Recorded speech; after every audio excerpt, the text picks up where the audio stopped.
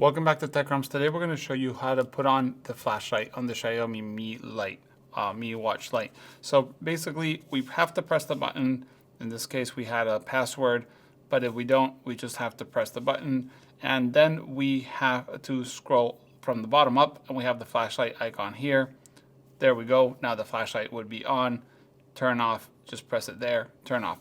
But we also can go to menu, go all the way to the bottom, and we have the flashlight here.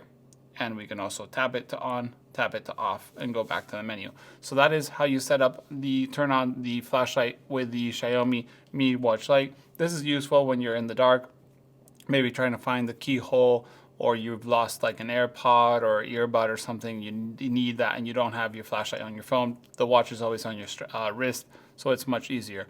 So if you have any questions, let us know in the comments below. Thanks for watching. See you in the next one. Bye.